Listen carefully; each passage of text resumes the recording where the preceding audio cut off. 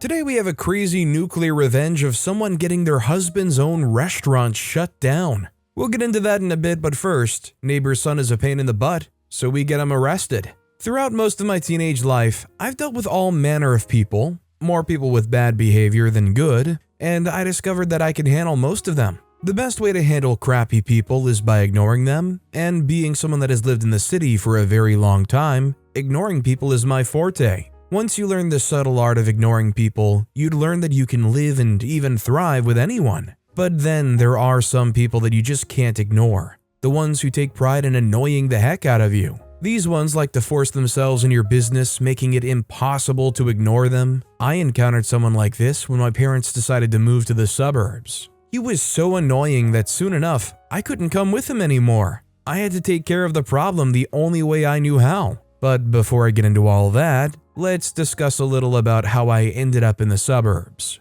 All my life I've lived in the city, where we had to endure the busy sidewalks and traffic jams every day and the noisy nightlife every night. We had neighbors who didn't care if you hadn't come out of your apartment for a week and would only call the police if they smelled something funny. The city has a lot of disadvantages and every reason for us to hate it, but still, I'll choose the city over the suburbs every time. I visit my grandparents in the suburbs, and while it's peaceful and less noisy than the city, I don't see myself living there. I thought that I'd enjoy the peace and quiet for a day or two, and go back to missing the loudness of the city. After all, anything deemed pleasurable should be enjoyed in small doses. But then, everything changed at the end of sophomore year of high school. A week into the summer holiday, I came home with my younger brother Franklin from the basketball field a few blocks away from our apartment, and for the first time in a long time, Dad was home during midday. This rarely ever happened, and we were used to Dad coming home from work in the evening.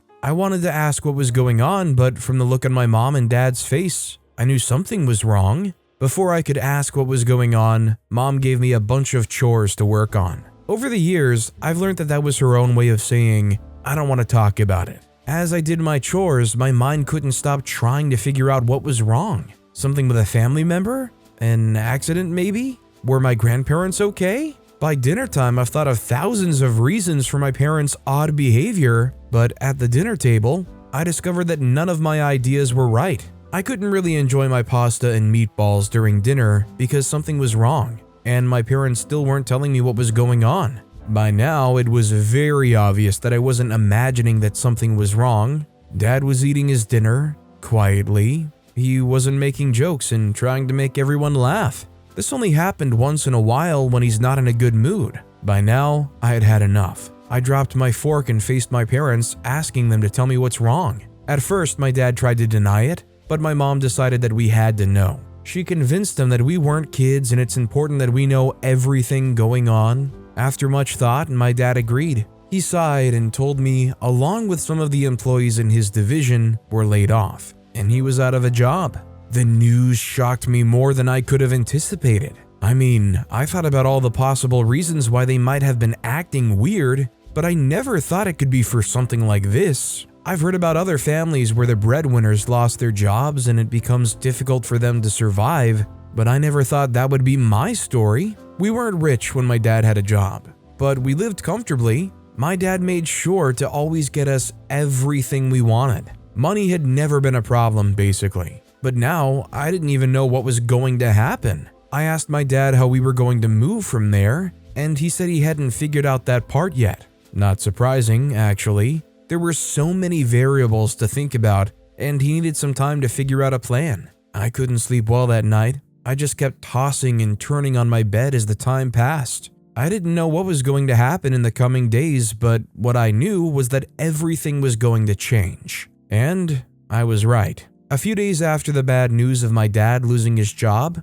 my dad came home with even worse news. He had gotten his severance, and he thought the best thing to do was move to a cheaper environment till he could get back on his feet. By cheaper environment, he meant, yep, you guessed it, the suburbs. I tried to argue my case, telling them that we could move into cheaper apartments in the city if the cost was the problem, but it wasn't. Dad had been speaking to my grandparents and they had arranged that he was going to buy a small hardware store in town. There was also cheaper accommodation and a flexible mode of payment. It made sense, but it would mean moving to the suburbs, which I didn't want, but then I should have seen it coming. Maybe I did actually, but I didn't want to think about it because it'll be confirming my worst fear. I couldn't fight my parents concerning their decision. I had to be supportive in their trying times, and so, even as it hurt me, I didn't argue further about the change in living arrangements. I said goodbye to all my friends, and halfway into the summer holiday, we moved to the suburbs. We weren't happy about the move, but I can tell you who was: my grandparents. They lived a few streets away from us, and this way they could visit us every weekend. We got to our new home and settled in immediately. Living in the suburbs had a few perks, I have to confess. The house was 2 times bigger than the one we had in New York. I also had my personal bedroom, which was also bigger than the one my brother and I used to share, but that's all the perks there is to the suburbs. It was too quiet. And yeah, maybe the air doesn't smell like car exhaust smoke and dumpsters. But what can I say? I could have gotten accustomed to the smell of trash and smoke. The days passed and it felt as though my sadness was bordering towards depression. My mom noticed and she decided that I should go out and explore the neighborhood. Maybe I'd see that it wasn't so bad. All I wanted to do at that time was lie in bed and stare at my ceiling. But after a moment of persuasion, I decided to check out the neighborhood, as she said. I went with Frank, and a few streets down, we discovered a park which had a basketball court. There were some people playing at the time, so we decided to watch. After a moment, they invited us to play with them. That was when I saw that maybe the suburbs was not all bad. I went home pretty late that night, and surprisingly, Mom wasn't mad. All she wanted to know was that we had a good day, and we were finally adjusting to life there. Dad was also doing well. He had finalized the deal with the hardware store and was ready to invest in inventory. Things were looking up. A few weeks later, Franklin and I resumed school. I was in junior year and he was starting freshman year. One of the reasons why I didn't want to leave the city was because here, I was going to be the new guy. I hated being the new guy and having to make friends all over again. The crazy thing is that your social status in school depends on the first few days of you being in school. If you mess it up by doing something weird, you become the weird kid for life. I didn't want to risk that. Anyways, like I said, we resumed school and we both tried out for the basketball team. We both made the team, and most of my friends for the first 2 days were from the basketball team. The others were guys I met on the community basketball court. Anyway, things were going pretty great, and I'd totally forgotten my reasons why I didn't want to come to the suburbs in the first place. But I was quickly reminded. A few weeks into our resumption, we got a new neighbor. One weekend, I was outside mowing the lawn since Dad had to open the store on weekends too. A blue Ford pulled into the driveway of the empty house next door, followed by a moving van. A woman roughly my mom's age stepped out of the car and looked around the house. In fact, she looked a lot like my mom, and I couldn't stop staring. She had the same blonde hair, tanned skin, and an athletic shape. She noticed me staring and she waved at me, which I returned quickly. Someone else stepped out of the car and he stepped into view. He was too young to be her husband, and they kinda looked alike, which makes him her younger brother or son. He's really tall and well-built, which makes me wonder if he's truly her son. He looked my way and eyed me for a moment before proceeding to walk into the house. I finished my chore and walked into the house. A few hours later, Mom decided that it's right for us to welcome the newcomers into the neighborhood. Welcoming new neighbors wasn't really our style because of where we were coming from, but Mom wanted us to adapt by all means. Besides, when we settled into our house, a lot of neighbors came over to welcome us and make us feel comfortable. It's only right that we continue the tradition. That evening, after the moving in process had been completed, we all went to say hi to the new neighbors. The woman, let's call her Alice, was really pleased to see us, and she even invited us to dinner, which Mom agreed to. Mom and Alice hit it off immediately when they found out that they were in the same frat house in college. Me, on the other hand, I didn't vibe with her son that well. Let's call him Louis. He was going to be a senior in my school, and I learned that he also played basketball. But for some reason, I just didn't like him. I couldn't tell whether it was the obnoxious smirk he had on his lips the whole time, or the way he eyed my mom right in front of my dad. Anyways, dinner ended and we had to return to our homes. Frank told me about the same look I noticed with Louis. He said it looked like how he pictured what a serial killer's smile would look like. We told our parents about it, but they waved us off. The next week, we went to school and I walked into Lewis in the hallway. He simply waved at me from the distance, which I returned. As soon as I turned to grab a few things from my locker, Lewis walked up to me. He pulled out something from his bag and showed it to me. My eyes go wide at the sight of rolled marijuana in his palm. I told him immediately to put it away. The state we moved to, unlike New York, hasn't legalized the intake of weed. Having it in one's possession could get them arrested. I told him this and he just rolled his eyes, telling me to stop behaving like an old preacher, whatever that meant. Next, he asked me if I'd like to take a few puffs with him. I declined immediately, and the smirk on his face disappeared. He asked me if I thought I was better than him, to which I said no. He stared at me for a moment, and I couldn't tell which was more scary, the way he smiled or the way he frowned. He left me after a moment and walked away. I thought that was the end, but I've never been so wrong in my life. Lewis tried out for the basketball team and he got in. He was just as good as me. He played my position and we had to switch out during games. But switching out wasn't enough for him. Soon enough, I got the vibe that he wanted the position all for himself, so I'll get relegated to the B team. I got the vibe that this was what he was trying to do immediately, and I made sure to never let my guard down. When he didn't succeed, he started to get physical. During training one day, he made me trip on my feet and it caused a big argument with some people supporting him, while others supported me. Eventually, the coach had to step in. During lunch break, I got together with some friends in the cafeteria, and we talked about Lewis. No one knew why he behaved the way he did, or why he resumed weeks after the session had already started. Another person said he was expelled from his previous school, but nobody knew how true that was. But the one thing we could attest to was the fact that he brought marijuana to school every day. I've seen him smoking once in an abandoned toilet stall outside the school building. The one thing I could tell from all the evidence on ground was that Lewis was deeply disturbed. And if the rumors of him being expelled from his former school were true, it won't be very difficult for me to believe.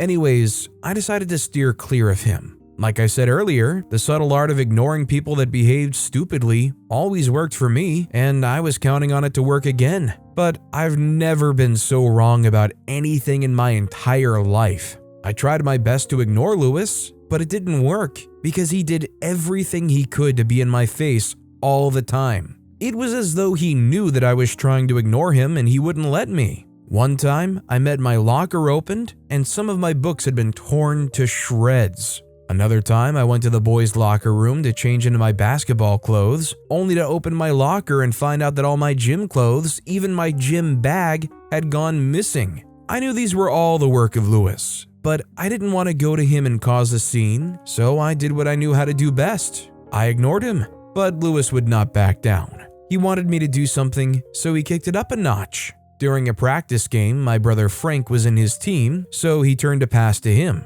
Instead of aiming for his hands, Lewis aimed for his face. He threw the ball with so much force that it knocked him off his feet. I hurried over to my brother's side and saw that he had a bleeding nose. I was so furious that I walked over to Lewis and punched him right across the face. The coach kicked me out of the court for my behavior, and even as I tried to explain that Lewis's actions were intentional, he didn't believe me. He went on to give me detention for arguing with him. That was the last straw, and I had decided that I was going to hit him back. That same day, at the close of the day before I started my detention, my friends and I decided to meet up. We brainstormed ways to get back at Lewis, but at first, most of all the ideas we thought of were too extreme and would surely get us in trouble. It took a long while for us to come up with something, and we almost gave up on the whole thing when one of my friends, Mark, suggested that we call the police. We tell them about the marijuana he brings to school. At this point, it had been long since I'd seen him smoke,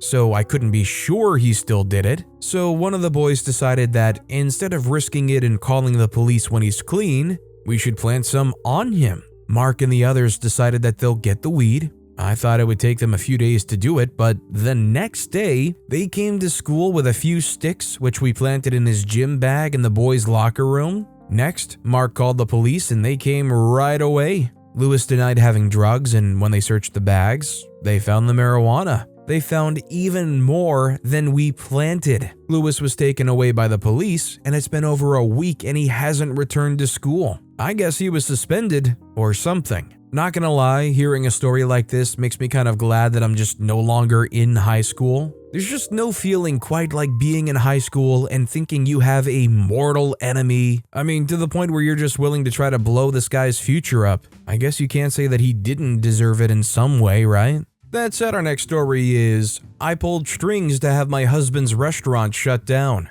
The trajectory of my husband's life changed completely when I got his restaurant shut down completely, and he had to stay back at home and take care of our children at the home front while I worked. The system continued until our 2 children were old enough to get out of the house. For years, I was terrified of my husband finding out what I'd done, but now, I honestly do not mind him finding out. I'm glad I did what I did because not only did I get the much-needed satisfaction from getting my revenge on someone who had hurt me, but it also made my marriage better, and that wasn't even all the benefits. My revenge made my life a lot better, and I became a much better and more refined person. Of course, that affected my family positively. If I could do things all over again, I would not do anything differently in any way. Want to hear the story? Grab a bottle of wine because you're in for a ride. My husband and I got married 5 days after I graduated from college. Before I married my husband, I never imagined, not even once, that I'd get married at 23.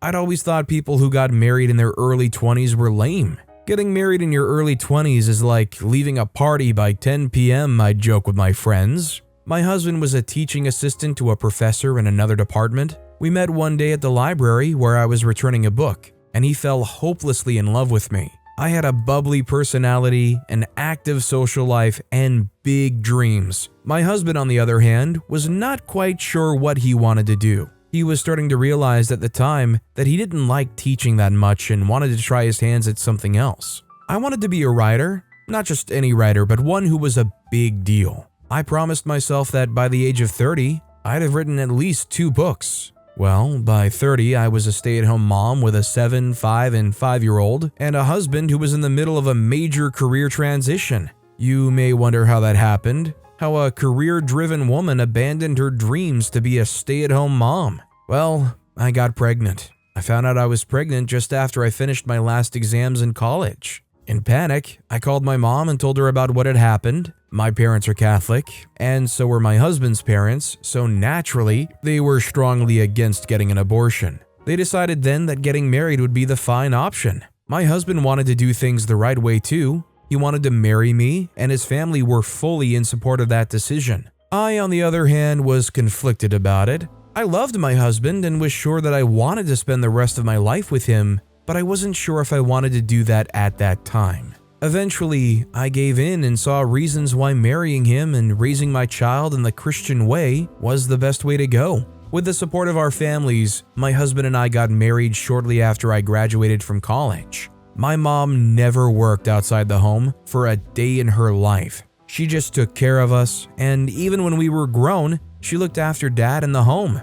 Naturally, she desired that kind of lifestyle for me. I told myself that I'd write while watching and caring for my child. But when my son came, he was a handful and a very demanding child. I could never get past a sentence. My husband worked 2 jobs and we had just enough to have a good life. Not long after, I found out that I was pregnant again. That hurt me even more than the first pregnancy, but I kept my baby, of course. The 3rd time I got pregnant, I'd completely resigned myself to being a mom. I was going to be just like my mom. She never worked outside the home, but my siblings and I felt blessed to have her in our lives. My dad, too. She was the most hardworking and sweetest mother ever. She taught us great values early on, and because of her, we all turned out well. I desired the same for my children. I always wanted to be fully present with my children, especially in the formative stages of their lives. When my first son was 6, I started to feel severely unfulfilled with my life.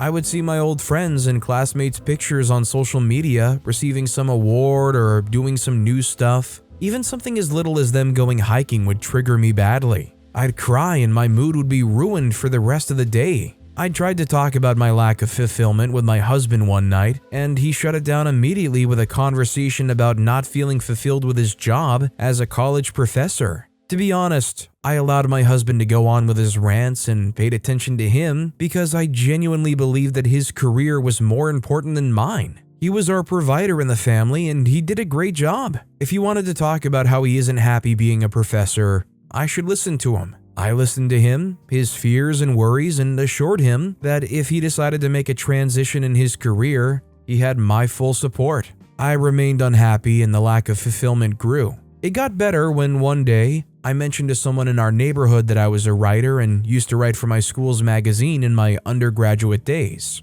She called me on later to ask if I could write for the neighborhood bulletin. It was barely a job and it paid so little, but boy, was I grateful. I grabbed it with both hands and writing again soon made me feel better about my life and where I was. I wrote about everything from love to romance to motherhood to children and food recipes. It was fun, and I stopped feeling so left out. It also made me feel good when I ran into old classmates and I brought up my latest article for the magazine. At that time, my husband had quit his job to decide on what he wanted to do. I'm a great cook. My mom made sure of that, but my husband was an even better cook. He also went to a culinary school briefly after he graduated from high school, and he did quite well there before returning to the country. He loved to cook, and the children enjoyed his meals. The only reason my husband hadn't completely taken over the kitchen from me was because he was too busy with his jobs. When he left them and was mostly at home, he started to cook more, and one day he had an idea. "I'm going to open a restaurant," he told me when I returned from the market one day. I looked at him like he was crazy. "What? That's what I'm going to do. From being a college professor to running around in a restaurant? I don't see it, honey." He said, "Come on, I cook well." I shot him a skeptical look and walked into the kitchen with the bags in my hands. He said, "I cook well, you know that." I sighed and said, "I know you cook well, that's a fact. But cooking for a large group of people and running a restaurant is a lot more than just knowing how to cook. It is a lot of work. I know this. I worked as a waitress in high school, and I couldn't even handle that much stress." He said, "Well, that is what I want to do. You promised that you'd support my dreams. I believe that we can do this." I rolled my eyes and said, "Don't say we. There won't be a we because I already handle the home front. If you're going to start a restaurant, you must do it yourself, buddy." He said, "Fine. Look, I just want your blessing." I said, "If we dig that deeply into our savings, what are we going to do if it doesn't work out?" He said, "That's the thing. We won't." I replied, "How so?" He said, "We're going to ask our parents for a loan." I said, "You know I don't like to ask my parents for money." He said, "But they can help, and they will. They would do anything for you. You are Daddy's favorite." I smiled. "I'm sure Daddy loves all his children the same." He said, "Really? 'Cause I'm the only son-in-law who's allowed to call him Daddy." We both agreed to ask our parents for a loan and get the restaurant running. My husband did most of the research running a restaurant and all that.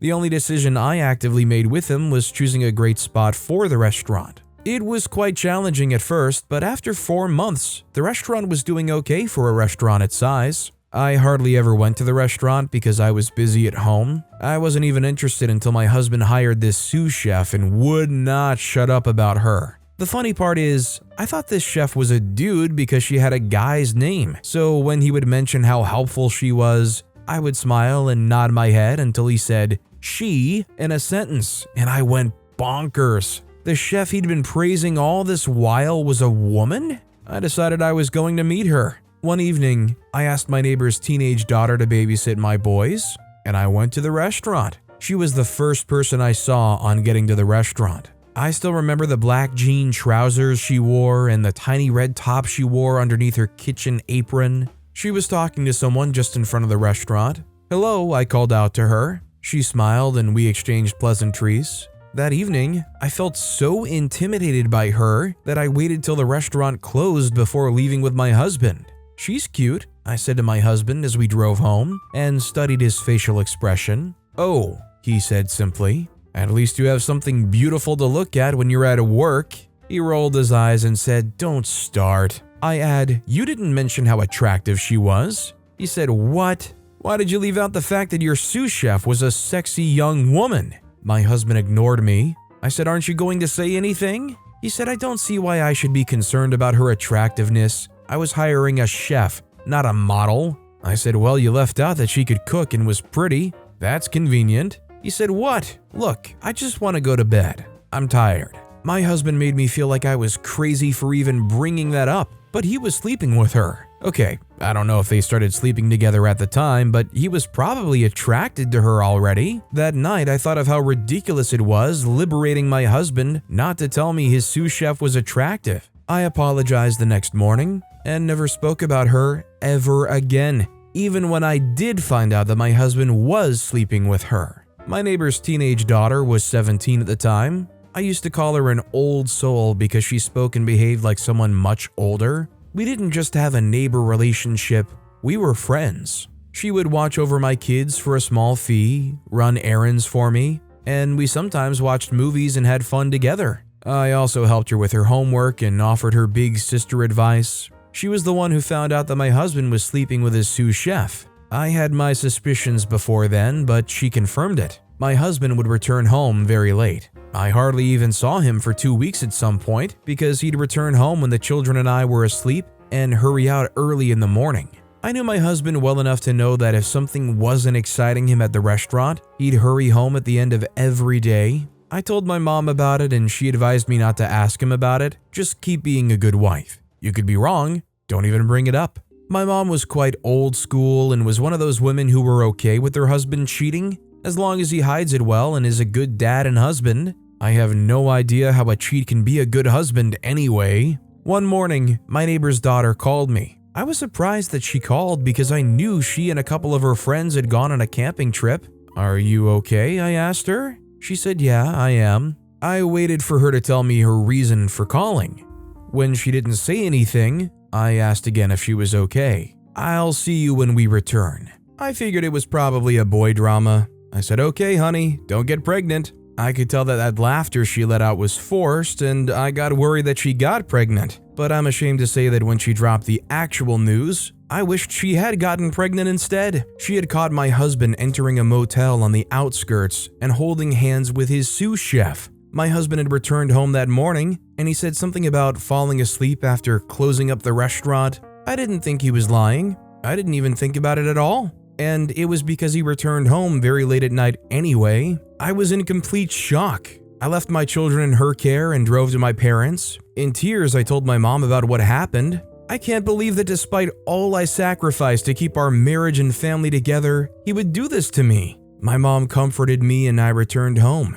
That night, I went out of the house and called my mother. "Mom, I have to get revenge." My mom and I planned to run my husband's restaurant to the ground because she assured me that if I fought my husband over it, he might leave me for the sous chef. If he lost the restaurant, he'd lose her, I said to my mom. My dad may have been the one in a high position, but my mom was well connected in society. To start with, her dad was a politician, and her big brother was a renowned attorney. My mom had her way around nearly everything. She promised to help me do something about my husband's restaurant. For starters, she'd called the health department to report that she'd repeatedly seen hair in her food and stuff like that. Usually a health inspection is carried out after such complaints are made. An inspection was done, and because these people are very thorough, they found several health violations and they slapped a heavy fine on the restaurant. Just as my husband was trying to recover from that, it drove a wedge between him and his mistress, by the way, my mom arranged for the restaurant's liquor permit to be revoked.